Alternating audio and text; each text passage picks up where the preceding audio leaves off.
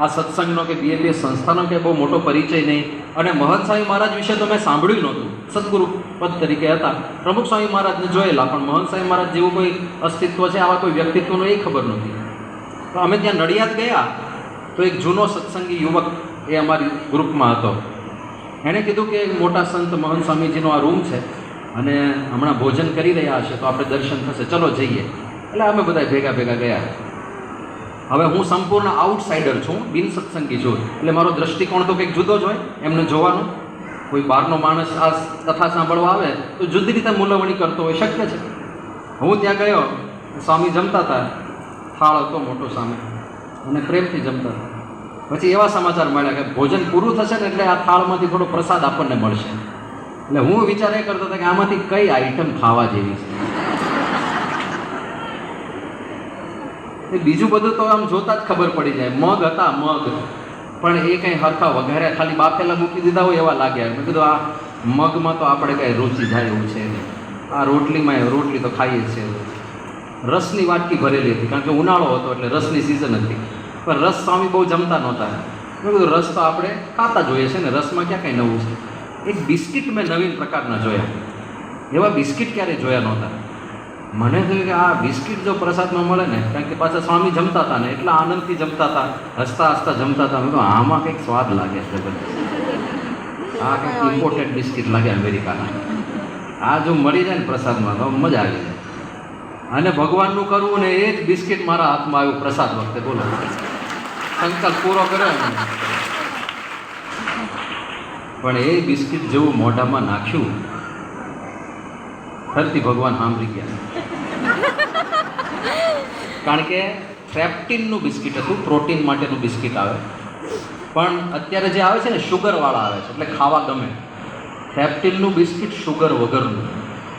એટલે આપણે પેલા પૂઠા આવતા હોય છે ને, તમે એમેઝોનમાંથી કોઈક વસ્તુ મગાવો ને પેલું પૂઠું આવે ને, એ પૂઠું મોઢામાં નાખો કેવું લાગે છે. મેં નાખ્યું નથી પણ એવું લાગતું છે મને. પૂઠા ચાલતો હોય એવું લાગે.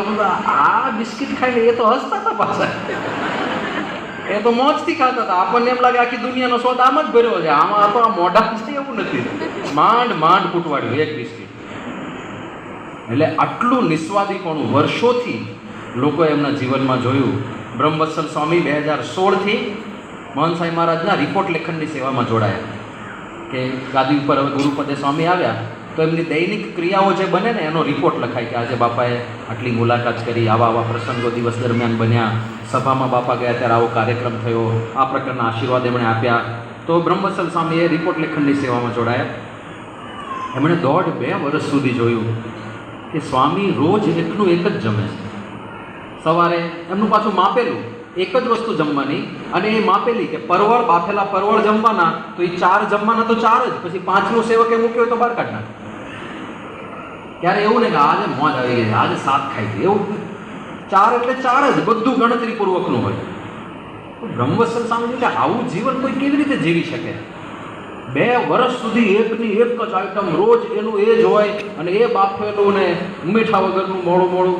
એટલે 2 વર્ષ પછી એમણે એક પ્રશ્ન પૂછ્યો, બાપા હું 2 વર્ષથી જોઉં છું તમે આ એકનું એક જ જમો છો, બધું મોડું મોડું જમો છો, કંઈ સ્વાદ વગરનું ફિક્કું જમો છો, તમે આમાં સ્વાદ શું આવે છે એ મારે જાણવું છે.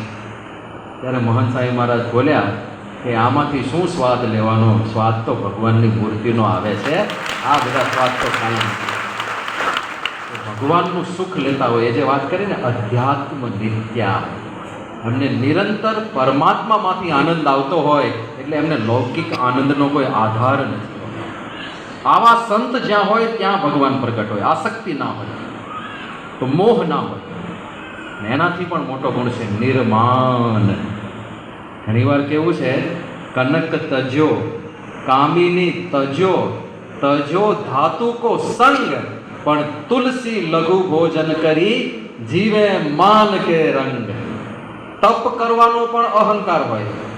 આપણે સંયમ રાખીએ, આપણે જેવો કોઈ ન રાખે, એનો અહંકાર. અહંકાર એટલો સૂક્ષ્મ છે, આ માન એટલું સૂક્ષ્મ છે કે બીજા બધા લક્ષણ કદાચ અચીવ થઈ જાય, પણ માનથી પર થવું ને.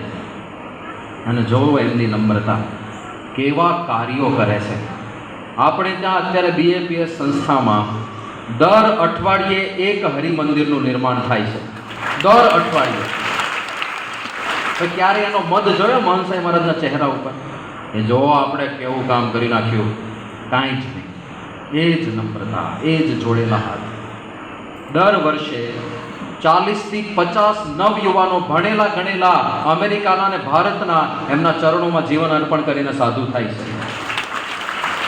હવે આ કેટલી મોટી સિદ્ધિ કહેવાય. આ ઘોર કળીકાળમાં આ એક યુવકને ટિકટોક છોડાવવું હોય તો છૂટતું નથી. પેલા બાપને દીકરાને એવું કહેવું હોય કે આ તે વાળ કપાવે છે ને બેટા, આ બધા આમામ આમામ શેઢાડીના પીછા જેવા લાગે, સરખા વાળ કપાવો તો મારી કંઈક લાજ રહે. આવું એક સગો બાપ પોતાના દીકરાને નથી કહી શકતો. બીક લાગે છે કે કંઈક ખોટું પગલું ભરી લેશે તો. અને મહંત સ્વામી મહારાજે આ સંતોને વાળની સ્ટાઇલ બાઇલ જાઓ તો સ્ટાઇલમાંથી ટાલ કરી નાખી નાવ, ઉપાડી જ દીધા વાળ. 2 જોડી કપડાં, આજે આ પહેર્યા છે, બીજા સુકાઈને વાળીને મૂક્યા છે, કાલે એ પહેરવાના અને આ ધોવાના, પરમ દિવસે પહેલાં પહેરવાના અને પહેલાં ધોવાના. 2 જોડી કપડાં રાખવાના, કાંઈ ચિંતા જ નહીં. તો કેટલા ચિંતા મુક્ત કરી દીધા. આ શીખવા જેવું. જો હિંમત આવતી હોય તો સાધુ થઈ જાવ એવું નથી કહેતો. અમુકને તો ચાન્સ ગયો છે. હવે આમાં થાય છે કેવું, જેને ચાન્સ છે ને એને વિચાર નથી આવતો, અને આ લોકો રોજ પસ્તાય છે કે સારું થોડું મોડું થયું, થોડું મોડું થયું. પણ મિનિમલ, કારણ કે અમારે કેટલી ચિંતા ઘટી ગઈ. જેટલા વધારે હોય ને, આના રિસર્ચ થયા છે, 25 જોડી કપડાં હોય ને તો એને 10 મિનિટ તો નિર્ણય લેતા થાય કે આજે કયા પહેરું. અમારે જે હાથ અંધારામાં હાથમાં આવે તો આ જ પહેરવાના, બીજું કંઈ છે એ નિર્ણયમાંથી બચી જ ગયા. પછી તમારે વાળ ઓળવા માટે આભલા સામે કેટલું બધું ઉભા રહેવું પડે. ક્યારેક આમ થોડીક આ બાજુ ટ્રાય કરીએ, અહીંયા ટ્રાય કરીએ, કેટલું બધું અમારે તો ઉપડી જ ગયું. એ જોવા મળશે. સારંગપુરમાં તો અરીસા જ નથી. બોલો, 350 સંતોનું ટ્રેનિંગ સેન્ટર છે. પ્રમુખ સ્વામી મહારાજે એવું ઘડતર કર્યું છે ત્યાં સંતોનું કે સાધુને મોઢું જોવાની તો જરૂર જ નથી. અમારે નથી વાળ, નથી કાંઈ એવા કપડાં, નથી ચશ્મા કરીને આમામ કરવાનું કાંઈ છે. તો સારંગપુરની અંદર કોઈ પણ જગ્યાએ એક અરીસો તમને ના મળે, એક પણ અરીસો નથી. સંતોની પૂજામાં તિલક ચાંદો કરવા માટે નાનું પેલું અરીસો હોય, એમાં તિલક ચાંદો સવારે કરવાનો ત્યારે જોવું પડે. ત્યારે જેને જે આમ જામ જોઈ લેવું. બાકી કોઈ અરીસો દેખાય. પછી બીજું દર 13 મુંડન કરવાનું હોય ત્યારે અરીસા રાખે. મુંડન કરવાનું છે એટલે એમાં અરીસાની જરૂર, બસ. બાકી કાંઈ અરીસાની જરૂર નથી. તો આવું એક, હવે જે સંતના સાનિધ્યમાં આવા સંતો તૈયાર થાય અને આવા 40 નવયુવાનો દર વર્ષે જેમના ચરણોમાં જીવન સમર્પિત કરતા હોય, એ સંતને કેટલો અહંકાર આવી જાય નહીં, કેટલું માન આવી જાય કે જુઓ તો ખરા યાર, 40 અમેરિકાના, લંડનના, યુકેના, ઓસ્ટ્રેલિયાના, અને એ બધા મારા ચરણોમાં આળોટે છે, મારા એક દર્શન માટે ઝંખે છે. માણસનો અહંકાર કયા લેવલ ઉપર પહોંચી જાય. અને એનાથી વિશાળ ગયા વર્ષે જે 2 મહાન કાર્યો એમણે કર્યા. રોબિન્સવિલ અક્ષરધામ, ભારતની બહાર સૌથી મોટું હિન્દુ મંદિર રોબિન્સવિલ અક્ષરધામ, એના સર્જક મહંત સ્વામી મહારાજ. અને બીજું એટલું જ મહાન કાર્ય અબુધાબી મંદિર. એક મુસ્લિમ દેશની અંદર પહેલું હિન્દુ મંદિર કોઈ રચ્યું હોય તો એ મહંત સ્વામી મહારાજે રચ્યું. પારંપરિક હિન્દુ મંદિર, ત્યાં પથ્થરનું મંદિર, પથ્થર નીકળે કોઈ જગ્યાએ, ઘડાય કોઈ જગ્યાએ રાજસ્થાનમાં, પાછા શીખમાં ત્યાં જાય અને ત્યાં મંદિરનું નિર્માણ થાય. અને રાજા સાહેબ જમીન આપે, રાજા સાહેબ રખેવાળ બને, અને એ મંદિરમાં શું શું થશે એની ભવિષ્યવાણી મહંત સ્વામી મહારાજે કોરોના વખતે પત્ર લખીને કરી દીધી. બોલો. અને એ પત્રમાં એમણે જેટલું લખ્યું છે, કોરોના કાળમાં એમણે એક પત્ર લખેલો અબુધાબીના સંતો ઉપર. એ વખતે ત્યાં મંદિરની સાઇટ ઉપર ખાલી ફાઉન્ડેશન માંડ થયેલું, એક પથ્થર પણ આવ્યો નહોતો, મંદિર બનવાનું આખું બાકી હતું. ત્યારે મહંત સ્વામી મહારાજે એક પત્ર લખ્યો હતો કે આ મંદિર જે બનશે એ એકતાનું પ્રતીક બનશે, અને આ મંદિરમાં તમે 100 આ જમીનના ટુકડા કરો તો એક ટુકડામાં ચમત્કાર થશે, એટલે 100 ચમત્કાર થશે. પછી કે મોટા મોટા પરચાની પરંપરા ચાલશે. અને એમણે લખ્યું હતું કે રાજા સાહેબ રખેવાળ બનશે. રાજા પોતે આ મંદિરની રક્ષા કરશે. ભલે એક ઇસ્લામિક દેશ હોય, એના રાજા રખેવાળ બનશે. અને એક એક શબ્દ સાકાર થયો. એમણે જે પત્રમાં લખ્યું, એમણે કહ્યું પરચાની પરંપરા ચાલશે. તો પહેલો જ પરચો શું કહેવાય કે ત્યાં આગળ એક ઇસ્લામિક દેશના રાજા એક હિન્દુ મંદિર માટે 27 એકર જમીન વિના મૂલ્યે સેવામાં આપે. આ કેટલો મોટો પરચો. હવે રણ પ્રદેશ છે પાછો, ચારે બાજુ રણ, જ્યાં જ્યાં નજર નાખો ત્યાં કાંઈ જ ના દેખાય, રણ રણ રણ રણ. આખા દેશની અંદર ખાલી 5% વિસ્તારમાં વસ્તી રહેતી હશે, બાકી 95% દેશ રણ જ છે. એટલે જ્યાં આગળ આપણે મંદિર બનાવવાનું હતું, જ્યાં પ્લાન આપણે સેટ કર્યો આખો, રણની રેતી ખોદો તમે તો કેટલું અઘરું પડે. કારણ કે રેતનું ખાડો ખોદો પાછી અંદર જતી રહે, ખાડો ખોદો પાછી અંદર જતી રહે. એમાં ફાઉન્ડેશન કેવી રીતે કરવું, બહુ ઊંડે સુધી કરવું પડે. અને જે થોડું સિવિલનું જાણતા હશે એમાં પાઇલિંગ કરવું પડે. જેમ પેલા બોર કરીએ છીએ ને આપણે કૂવામાં, પેલા પાણી કાઢવા માટેના બોર, એવા બોર જેવા પાઇલિંગ કરીને અંદર કોન્ક્રીટ ભરવું બહુ મોટી પ્રોસેસ છે. અને એવા સેંકડો કરવા પડે પાછા, ત્યારે એ મંદિર આખું ફાઉન્ડેશન ઊભું રહે. એ બધો ખર્ચો આપણે કરવાનો હતો. મહંત સાહેબ મહારાજે કીધું હતું પરચાની પરંપરા ચાલશે. પહેલો જ પરચો જો જોવો હોય તો જેવું એ લોકોએ ફાઉન્ડેશન માટે 1 મીટર ખોદ્યું ને, 1 મીટર જમીન પેલી માટી હટાવી, તો 60 ફૂટ જાડો આખું પથ્થરનું સ્તર નીકળ્યું. આખું 60 ફૂટ જાડું, કે આટલી પણ રેતી હટાવવાની નહીં અને એક પણ પાઇલિંગ કે ફાઉન્ડેશન કરવાનું નહીં, સીધું જ એના પર મંદિર મૂકી દેવાય. હવે આવો પથ્થર રણમાં મળતો જ નથી, બહુ દુર્લભ, બહુ ભાગ્યે જ આવા પથ્થર મળે રણમાં.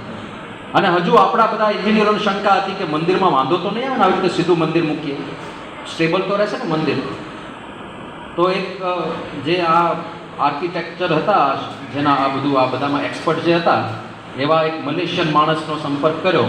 એણે બધું સ્ટડી કરીને કીધું કે તમારું આ મંદિર કેટલું સ્થિર રહેશે, આ પથ્થર એટલો મોટો છે કે હાથી ઉપર કબૂતર બેઠું હોય ને જેટલું સ્થિર રહે એટલું તમારું મંદિર સ્થિર રહેશે. એટલે તમારે કંઈ ચિંતા જ નથી કરવાની. પરચાની પરંપરા. પછી મહંત સ્વામી મહારાજે જે કહ્યું પરચાની પરંપરા, સાધારણ રીતે રણની રેતી બાંધકામમાં ના વાપરી શકાય, કારણ કે ખારાશવાળી રેતી હોય ને, એમાં સોડિયમ હોય અને એમાં સલ્ફર હોય. તો સલ્ફર અને સોડિયમને લીધે એ રેતી તમે બાંધકામમાં ના વાપરી શકો, કારણ કે બાંધકામ બોધું થાય પછી. એટલે આપણે બહારથી જેમ સિમેન્ટની બેગ આવે ને, તેમ ત્યાં રેતીની પણ તૈયાર બેગ મળે, એમાં બધી રેતી લાવવાની હોય. તો આપણે લાવવાના જ હતા, પણ એન્જિનિયરોને વિચાર આવ્યો કે આપણે બાજુમાં, કારણ કે મંદિરની આજુબાજુ રણ જ છે, ફૂલ રેતી, ઢગલા રેતી, એટલે આપણે ટેસ્ટિંગ તો કરાવી જોઈએ. કદાચ સારી માટી નીકળે તો રેતીનું ટેસ્ટિંગ કરાવ્યું. 0 સલ્ફર, 0 સોડિયમ, કાંઈ જ નહીં, ક્લોરિન પણ નહીં, સલ્ફર પણ નહીં, કાંઈ જ નહીં. તો જેટલી પણ રેતી બાંધકામમાં વપરાય, કાંઈ જ કરવાનું નહીં, બાજુમાંથી ઉપાડીને ચાળીને વાપરવા જ માંડો. એક બેગ રેતી બહારથી લાવવી ના પડે. હવે આ બધું કોણ ગોઠવવા ગયું? પણ આ બધું એમનો પ્રતાપ દેખાય આપણને. તો એક ક્ષણે બધાને અનુભવ થયો. મહંત મહારાજે લખ્યું હતું કે બધા ધર્મના લોકો સહકાર આપશે, બધા જ ધર્મના લોકો સહકાર આપશે. અને એ પણ બધાએ અનુભવ કર્યો કે એવા લોકો મદદ કરી જાય જેના વિશે ક્યારેય આપણે વિચાર્યું ના હોય.